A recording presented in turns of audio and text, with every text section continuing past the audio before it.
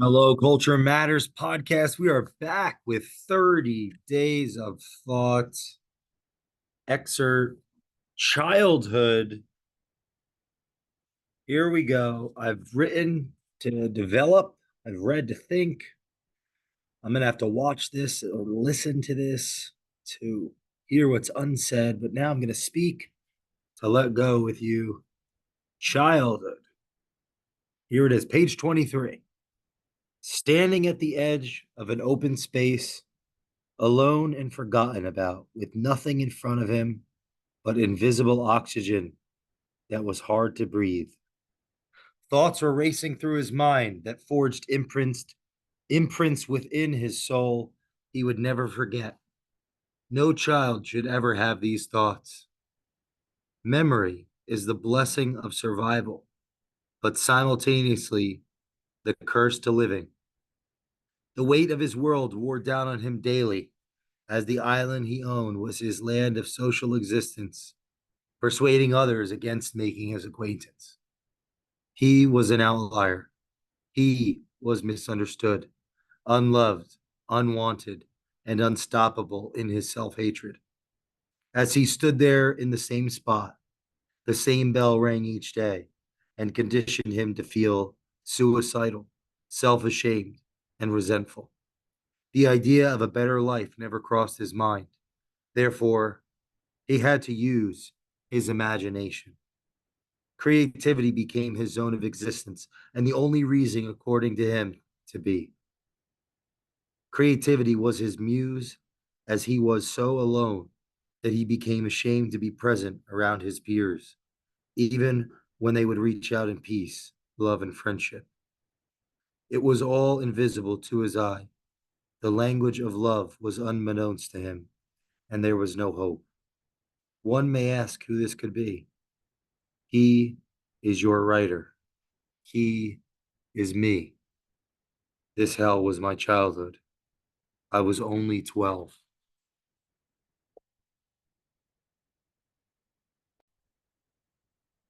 Man, this is depressing. I did feel like this. I don't feel like this today. Today, I feel like I'm going to conquer the world. But it's sad. It's very sad. I'm sorry if you're listening to this and you feel or can relate to this childhood, this excerpt that I wrote all those years ago. I want to start at the end. The last sentence. I was only 12. I didn't realize this till a couple of years ago. But that phase of my life was very difficult. It was very difficult. It was difficult because, and it's funny, it's like, oh, ah, do I want to share this? Oh, it's uncomfortable. I loved and love um, my family.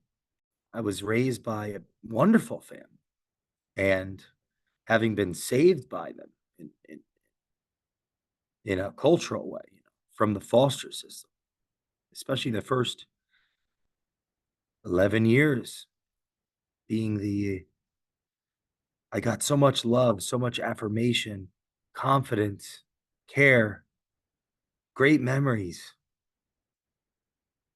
I think when I was 11 or 12, I didn't know how to process us having moved from my aunt, my uncle, living in their basement. See, at 12 days old, if you listen to the episode of the Culture Matters podcast, episode 242, at 12 days old, Barbara took me into her little room and was audited. And they said, you can't have any more foster children in a little room outside of a certain age because it's against the rules. So I was blessed, saved, decided to adopt me and make me hers. And it was in that first 2 years that we ended up in the basement of a wonderful McMansion, beautiful house. Although it was a basement, it was a walk-in, so it felt like any home would. And I had the luxury and opportunity to go upstairs and hang out and learn from my aunt, my uncle, two amazing, a couple leaders, business people, team, really a backbone of our family culture. And we lived with them for my whole childhood.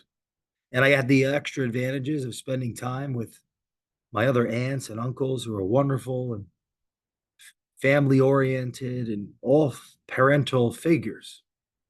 The advantage I think that's given me to be a child among adults, so young, to have these more mature conversations and to be swaddled and loved to such a degree is invaluable. So how could a child not be just completely in bliss? Well, how can I write something like this? How can I feel these feelings? Man, it's none of their fault. So, like, if you're listening to this and you have a child that's struggling, maybe one way to look at it, it may not be your fault. There could be something that they're battling with that's outside of your control, that's outside of your ability to respond and change that dynamic. You may not be able to do it alone. You may need help. They may need help. If you're listening to this and you feel that when I was reading childhood, standing at the edge of an open space alone and forgotten about with nothing in front of him but invisible oxygen that was hard to breathe, thoughts are racing through his mind that forged imprints within his soul he would never forget. No child should ever have these thoughts. This he was an outlier, misunderstood, unloved, unwanted, unstoppable in his self-hatred. If you feel you're in that space, reach out to someone. Seek help. Learn from my mistakes. Don't spend your whole life trying to figure.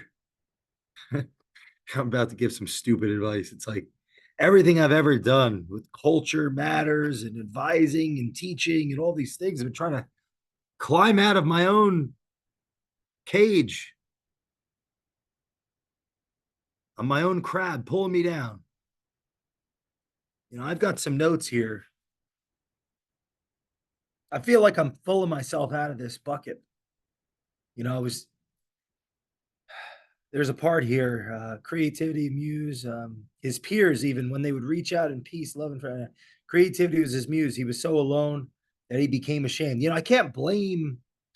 I can't, I don't have to be a victim. Maybe you don't have to be a victim either. Maybe I could build a backbone and be a leader. Maybe I don't have to be a victim forever. Maybe I also don't have to be a victor, right? I don't want to be the oppressed that becomes the oppressor. I'd like to be better than that.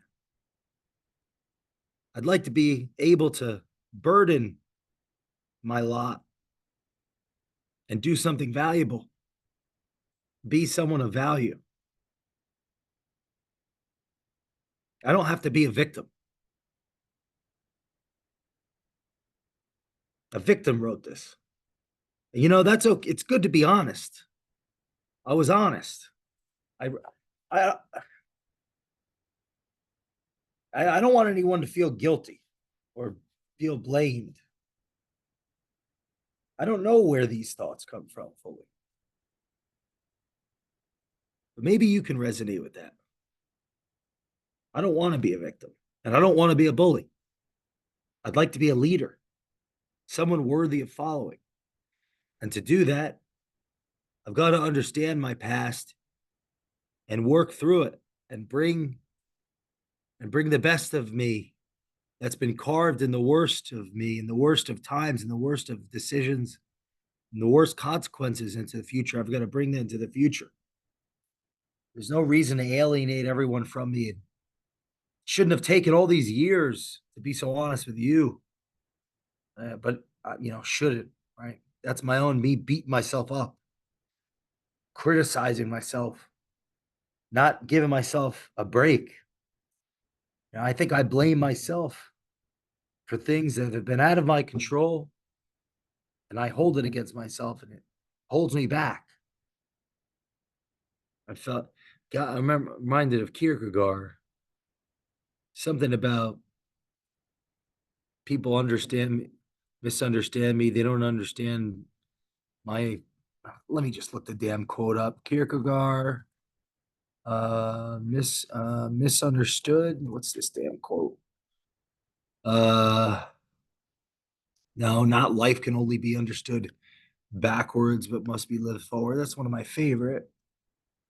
People misunderstand me, Kierkegaard. People understand me so little that they do not even understand me when I complain of being misunderstood. Soren Kierkegaard, man, I don't feel. I, I don't know if I've got to still be wrapped up in this. It's too soon to tell. Here are my notes. Not being wanted, being unclear of what is, where do I come from? I mean, yeah, I've got a story here. I could go into it. Not knowing where I come from has always been a struggle. Feeling different, feeling misunderstood, not I, not being pushed in, not being pushed. I'm so damn entitled. I've been so damn entitled. Things have come naturally to me. I've been able to not actually try, to be lazy and to be half in, half out. That's the two forks in this book we'll talk about. That's the truth. Everything you've seen up to this point is me being entitled, lazy, resentful, bitter, overly critical of everyone, including myself, self deceitful, and cowardly. And I'm done. I'm done in the sense that I can admit it out loud. I'm working out of it. I wrote here my thoughts. I was a straight A student. I was gifted. I was even invited in all those talented classes. And it was my own foolish incompetence of character, rebellion, and lack of clarity that led me not to put in the work. And now in my 30s, I'm putting in the work and I'm catching up. And it's like, wow, I have so many regrets. Maybe you're a parent listening to this. Don't give up on your child. Maybe you're a child listening to this. Don't quit. Don't quit. Keep going. Yes, maybe your parents are a pain in the ass, but maybe they're right. Maybe they're right. My mother was right about everything. I just didn't respect her. And I could go in why I didn't. I don't want to say bad things about people, but my mother's wonderful. If you listen to the episode of 242, she tells the truth. She works hard. She did everything she could to help me. She's wonderful. I rebelled, I shut down, I stopped trying, I became resentful, I opted out, I became addicted. I didn't know how to, I mean, how do you parent yourself when you're a child? But I am who I am today. I'm doing this with you. Maybe that's there I can find meaning in the fact that had everything not played out that way, maybe this message wouldn't be helping you right now. But I'm telling you, I'm no one to follow. I'm fucked up. I am a curious, I I want to say loving, but I just paused. I don't think I'm loving yet. Um I'm very hard on myself.